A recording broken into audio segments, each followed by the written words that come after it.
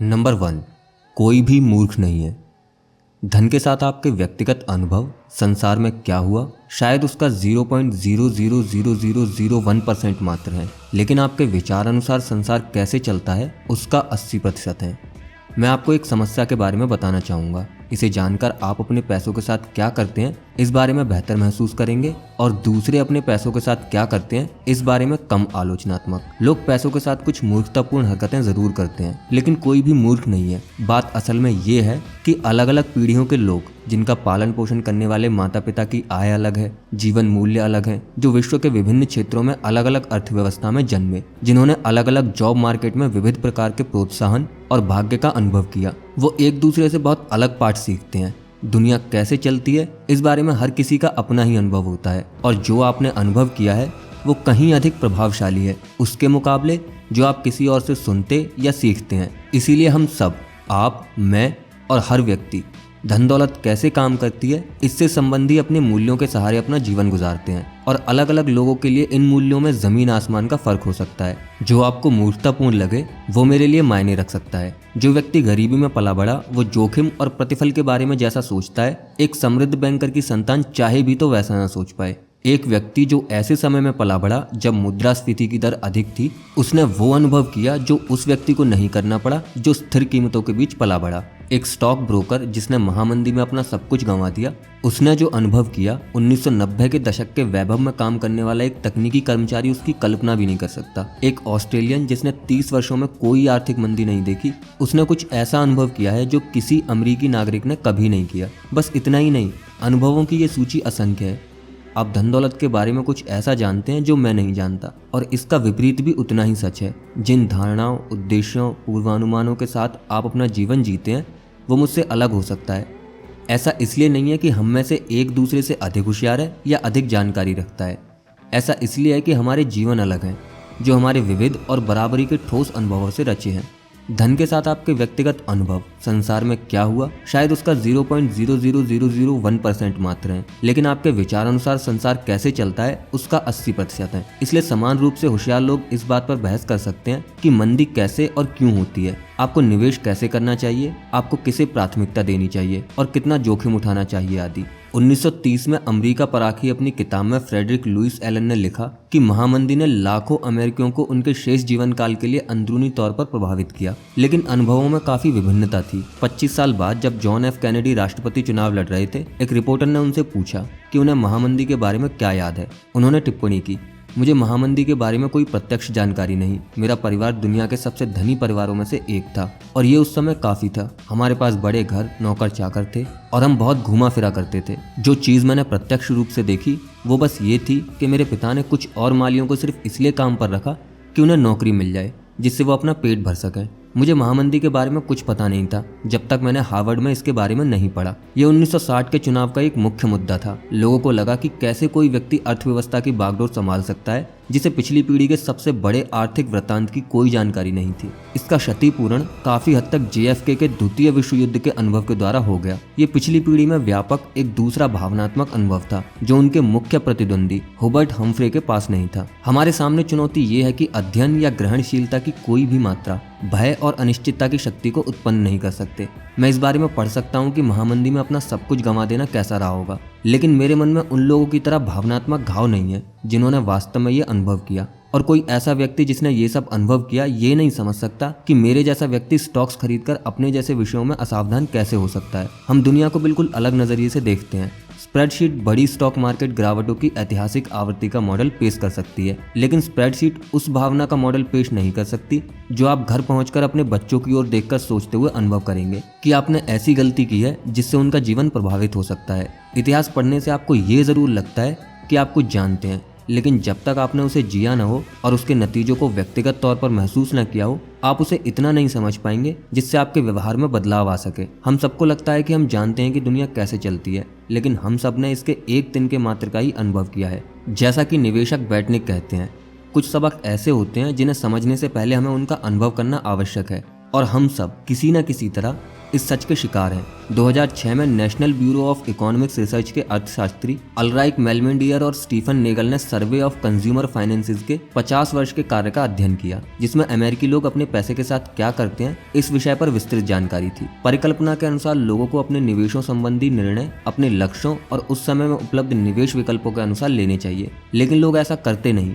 अर्थशास्त्रियों ने पाया कि लोगों के जीवन भर के निवेश निर्णय उनके उन अनुभवों से दृढ़तापूर्वक जुड़े होते हैं जो उन्होंने अपने जीवन काल में देखे, मुख्यतः शुरुआती वयस्कता में। अगर आप ऐसे समय में बड़े हुए जब मुद्रास्फीति की दर अधिक थी, तो आपने आगे जाकर अपना पैसा बॉन्ड में कम निवेश किया, उनके मुकाबले जो कम मुद्रास्फीति के समय में पले बढ़े। यदि आप ऐसे समय में पले बढ़े जब स्टॉक मार्केट मजबूत था, तो आपने आगे जाकर अपना पैसा बॉन्ड में अधिक निवेश किया, उनके मुकाबले जो स्टॉक मार्केट कमजोर होने के समय पले बढ़े। अर्थशास्त्रियों ने लिखा, हमारी खोज दर्शाती है कि एक निवेशक की जोखिम उठाने की स्वेच्छा उसके व्यक्तिगत इतिहास पर निर्भर करती है, ना तो बुद्धिमत्ता, ना शिक्षा और ना ही परिष्करण, मात्र संयोग कि आप कब और कहां जन्मे।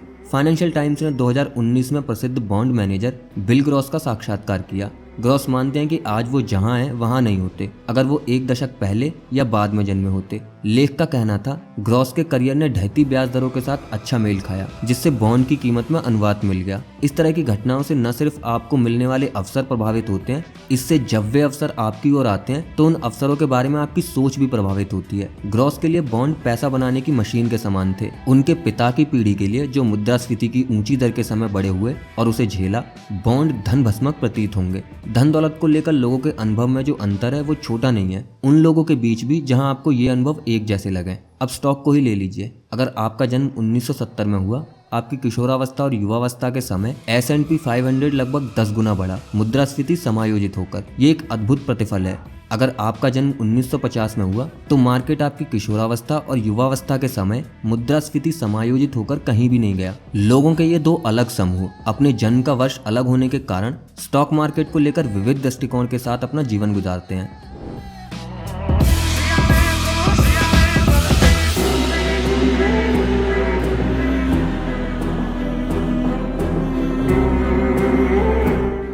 अगर आपका जन्म 1960 में अमेरिका में हुआ, आपकी किशोरावस्था और युवावस्था के समय जब आप अपने युवा संवेदनशील वर्षों में अर्थव्यवस्था के ज्ञान का आधार विकसित कर रहे थे, मुद्रास्फीति ने कीमतें 3 गुना बढ़ा दी। ये बहुत होता है। आपको गैस लाइनें और वेतन याद रहते हैं, वेतन जो पिछली बार के मुकाबले और कम दिन चलता है। लेकिन यदि आपका जन्म 1990 में हुआ, तो आपके पूरे जीवन में मुद्रास्फीति की दर इतनी कम रही कि शायद कभी इसका विचार आपको छूकर भी न गुजरा हो।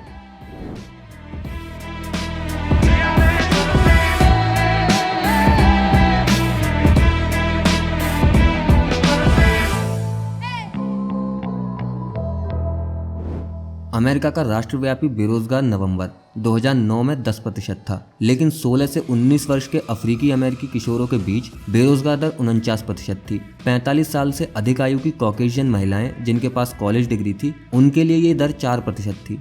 जर्मनी और जापान में द्वितीय विश्व युद्ध के दौरान स्थानीय स्टॉक मार्केट का पूरी तरह से सफाया हो गया। पूरे क्षेत्र बमबारी से नष्ट हो गए थे। युद्ध के अंत में जर्मन खेतों में मात्र इतना ही अनाज उत्पन्न हो पा रहा था कि देश के नागरिक प्रतिदिन 1000 कैलोरी का उपभोग कर सकें। अब इसकी तुलना यूएस से करें, जहां स्टॉक मार्केट 1941 से 1945 के बीच 2 गुना से भी अधिक बढ़ गया और वहां की अर्थव्यवस्था पिछले 2 दशकों में सबसे दृढ़ हो गई। इन दोनों समूहों के सदस्यों से कोई ऐसी अपेक्षा नहीं कर सकता कि वो अपना जीवन मुद्रास्फीति के बारे में एक समान दृष्टिकोण के साथ बिताएंगे, या फिर स्टॉक मार्केट या बेरोजगार या आमतौर पर पैसे के बारे में। किसी को भी उनसे वित्तीय जानकारी पर समान रूप से प्रतिक्रिया करने की अपेक्षा नहीं करनी चाहिए। किसी को भी ऐसा नहीं मानना चाहिए कि वो समान प्रेरकों से प्रभावित होते हैं। किसी को भी ये अपेक्षा नहीं करनी चाहिए कि वो एक समान स्रोत से मिलने वाली सलाह पर विश्वास करेंगे। क्या मायने रखता है, क्या बहुमूल्य है, आगे क्या होने वाला है और आगे बढ़ने का सबसे अच्छा रास्ता कौन सा है। किसी को भी ऐसी अपेक्षा नहीं करनी चाहिए कि वो इन सब विषयों पर एक दूसरे से सहमत होंगे। धन दौलत को लेकर उनकी धारणाएं अलग अलग दुनिया में विकसित हुई, और जब ऐसा होता है, धन को लेकर जो धारणा एक समूह को घोर लगे वो दूसरे के लिए पूरी तरह से मायने रख सकती है। कुछ साल पहले द न्यूयॉर्क टाइम्स ने महाकाय ताइवानी इलेक्ट्रॉनिक्स निर्माता फॉक्सकॉन की कार्य परिस्थितियों पर एक वृतांत लिखा। परिस्थितियां अक्सर घोर होती हैं। पाठक उचित रूप से नाराज थे, लेकिन इस कहानी पर एक दिलचस्प प्रतिक्रिया एक चाइनीज कर्मी के भांजे की ओर से आई, जिसने कमेंट सेक्शन में लिखा था, मेरी आंटी ने कई साल वहाँ काम किया, जिसे अमेरिकी स्वेट शॉप यानी शोषण करने वाली दुकान कहते हैं। ये बहुत मेहनत का काम था, लंबे घंटे, कम मेहनताना, खराब कार्य परिस्थितियाँ। क्या आप जानते हैं कि वहाँ काम करने से पहले मेरी आंटी क्या करती थी? वो एक वेश्या थी। उस पुरानी जीवन शैली की तुलना में एक स्वेट शॉप में काम करने का विचार मेरे अनुसार एक सुधार है। मैं जानता हूँ कि मेरी आंटी कुछ चिल्लर के लिए कई पुरुषों द्वारा अपने शरीर का शोषण करने के बजाय कुछ डॉलर के लिए किसी दुष्ट पूंजीपति मालिक के हाथों शोषित होना पसंद करेंगी। इसलिए मैं बहुत से अमेरिकियों की सोच से नाराज हूँ। हमारे पास पश्चिम वासियों जैसे अवसर नहीं है, हमारी सरकारी संरचना अलग है, ये देश अलग है। हाँ, फैक्ट्री के काम में कड़ी मेहनत लगती है। क्या ये बेहतर हो सकता है? हाँ, लेकिन सिर्फ तब जब आप इस तरह से अमेरिकी नौकरियों की तुलना करें। मुझे नहीं पता इस बात का क्या मतलब निकाला जाए। मेरा एक हिस्सा इसका तीक्ष्ण रूप से विरोध करना चाहता है, लेकिन मेरा एक और हिस्सा समझना चाहता है। लेकिन मुख्यतः ये एक उदाहरण है कि किस प्रकार अलग अलग अनुभव किसी विषय पर इतनी विविध धारणाओं को जन्म देते हैं कि एक गुट को सहज ही लगता है कि सब श्वेत या श्याम ही होना चाहिए। धन दौलत को लेकर जब भी लोग कोई निर्णय लेते हैं, उस क्षण में उपलब्ध जानकारी को अपने अद्वितीय दिमागी मॉडल में डालते हैं, जो उन्हें ये बताता है कि दुनिया कैसे चलती है, और इसके आधार पर उस निर्णय को उचित ठहराते हैं। वो लोग अपनी जानकारी में गलत हो सकते हैं, उनकी जानकारी अधूरी हो सकती है, वो गणित में अनिपुण हो सकते हैं, वो विभत्स मार्केटिंग की बातों में आ सकते हैं, या हो सकता है कि उन्हें अंदाज़ा ही ना हो कि वो क्या कर रहे हैं। वो अपने काम के नतीजों को गलत तरह से आंक सकते हैं। ओ, क्या ऐसा नहीं हो सकता? लेकिन हर वो निर्णय जो लोग लेते हैं वो उनके लिए मायने रखता है और उनके अनुसार सभी आवश्यक पहलुओं की पूर्ति करता है। वो खुद को एक ऐसी कहानी सुनाते हैं जिसमें वो क्या कर रहे हैं और क्यों, इसका वर्णन होता है, और ये कहानी उनके खुद के अद्वितीय अनुभव से रचित होती है। एक साधारण सा उदाहरण लीजिए, लॉटरी के टिकट। अमेरिकी लोग फिल्मों, वीडियो गेम, संगीत, खेलकूद, प्रतिस्पर्धा, किताबों के कुल खर्च से अधिक पैसा उन पर खर्च करते हैं, और उन्हें खरीदता कौन है? मुख्यतः गरीब लोग।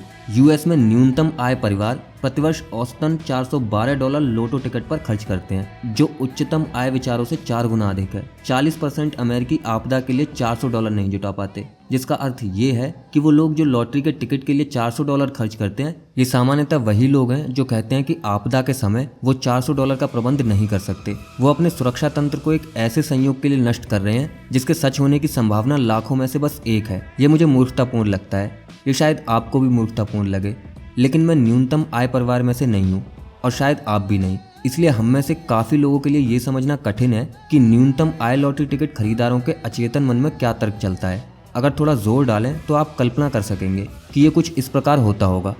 हम एक पगार से दूसरी पगार के बीच किसी तरह जीते हैं, और बचत की तो दूर तक भी संभावना नहीं। अच्छे वेतन की नौकरी मिलने की भी कोई संभावना नहीं। हम छुट्टियां मनाने नहीं जा सकते, और ना ही नई कार, स्वास्थ्य बीमा या सुरक्षित इलाके में घर का इंतजाम कर सकते हैं। हम बिना कमर तोड़ने वाले ऋण के बिना अपने बच्चों को कॉलेज में भर्ती नहीं करा सकते। आप में से जो लोग वित्त संबंधी किताबें पढ़ते हैं, आपके पास वो सब कुछ या तो पहले से है या उसे पाने की अच्छी संभावना है, जो हमारे पास नहीं हो सकता। लॉटरी टिकट खरीदना ही हमारे जीवन का वो पल है जब हम ठोस रूप से वो सब पाने का सपना देख सकते हैं जो आपके पास है और जिसे आप महत्व नहीं देते। हम एक सपने की कीमत चुका रहे हैं, और आप ये समझ नहीं सकते क्योंकि आप पहले से ही एक सपना जी रहे हैं, और इसीलिए हम आपसे ज्यादा लॉटरी के टिकट खरीदते हैं। आपको इस तर्क से सहमत होने की आवश्यकता नहीं। जब आप दिवालिया हो, लोटो टिकट खरीदना बुरा विचार ही है, लेकिन मैं समझ सकता हूँ कि लोटो टिकट की बिक्री क्यों चलती रहती है, और ये विचार जो आप कर रहे हैं वो मूर्खतापूर्ण है, लेकिन मैं समझ सकता हूँ कि आप ऐसा क्यों कर रहे हैं। इससे हमारे कई वित्त संबंधी निर्णयों के आधार का अनावरण होता है। कुछ लोग वित्तीय निर्णय पूर्ण रूप से एक स्प्रेडशीट के द्वारा करते हैं।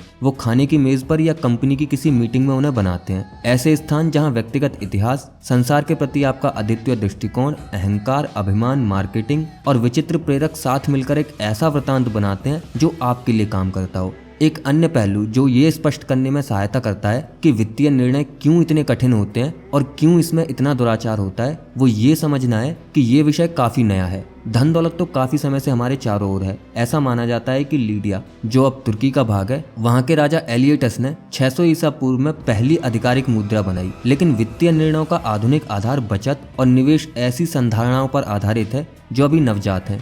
अब सेवानिवृत्ति को ही ले लीजिए। 2018 के अंत में यूएस के सेवानिवृत्ति खातों में $27 ट्रिलियन की राशि थी, जिसके अनुसार ये आम निवेशकों की बचत और निवेश निर्णयों का मुख्य चालक था। लेकिन सेवानिवृत्त होने की पूरी संधारणा अधिक से अधिक 2 पीढ़ी पुरानी है। द्वितीय विश्व युद्ध के पहले अधिकांश अमेरिकी अपनी मृत्यु तक काम किया करते थे। ये अपेक्षा भी थी और वास्तविकता भी। 1940 तक 65 वर्ष और उससे अधिक आयु के पुरुषों की श्रमिक वर्ग में भागीदारी दर 50% थी।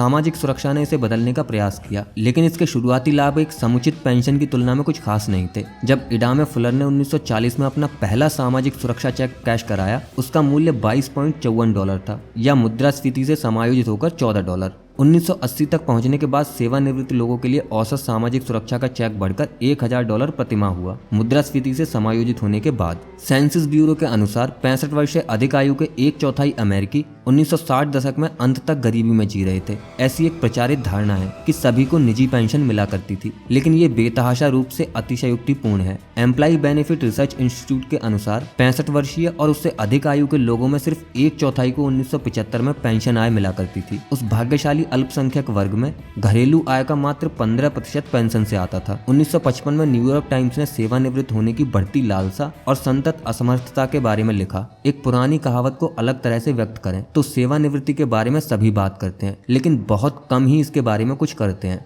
1980 तक ये धारणा ठोस नहीं हुई थी कि हर कोई सेवानिवृत्ति के योग्य है और हर किसी को एक गरिमापूर्ण सेवानिवृत्ति मिलनी चाहिए, और तब से लेकर उस गरिमापूर्ण सेवानिवृत्ति को पाने का उपाय यही अपेक्षा रही है कि हर कोई अपनी खुद की आय से बचत करके उसे निवेश करे। मैं फिर से दोहराना चाहूंगा कि ये विचार कितना नया है। 401 के अमेरिकी सेवानिवृत्ति के बचत माध्यम का आधार 1978 तक अस्तित्व में नहीं आया था। रोथ IRA 1978 तक नहीं जन्मा था। अगर ये एक व्यक्ति होता तो अब तक मुश्किल से मद्यपान करने की आयु तक पहुंच चुका होता। किसी को भी इससे अचरज नहीं होना चाहिए कि हम में से काफी लोग सेवानिवृत्ति के लिए बचत और निवेश में अच्छे नहीं हैं। हम मूर्ख नहीं हैं, हम सब बस नौसिखिए हैं। कॉलेज के लिए भी यही लागू होता है। 25 वर्ष से अधिक आयु के अमरीकियों में स्नातक डिग्री रखने वालों की संख्या 1940 में 20 में से 1 से भी कम के मुकाबले 2015 में 4 में से 1 तक पहुंच चुकी है। इस समय के दौरान औसत कॉलेज ट्यूशन में मुद्रास्फीति से समायोजित होकर लगभग 4 गुना की बढ़ोतरी हुई। कुछ इतना बड़ा और महत्वपूर्ण जिसने इतने कम समय में समाज को इतने गंभीर रूप से प्रभावित किया है, उससे पता चलता है कि उदाहरण के तौर पर पिछले 20 वर्षों में लोगों ने विद्यार्थी ऋण को लेकर इतने खराब निर्णय क्यों लिए हैं।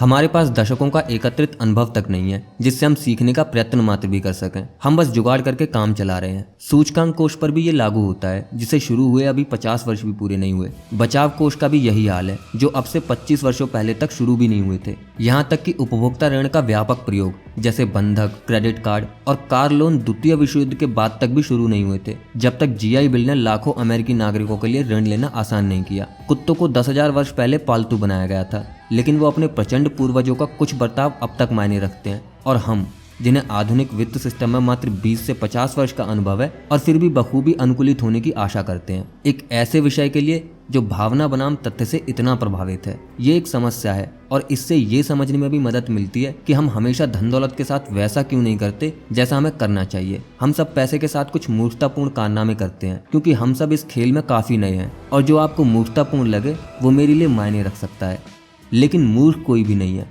हम सब अपने अद्वितीय अनुभव के आधार पर निर्णय लेते हैं जो उस क्षण हमारे लिए मायने रखता है। आइए अब मैं आपको बिल गेट्स के अमीर बनने की कहानी सुनाता हूँ। नंबर 2, भाग्य और जोखिम। कुछ भी इतना अच्छा या बुरा नहीं होता जितना वो दिखता है।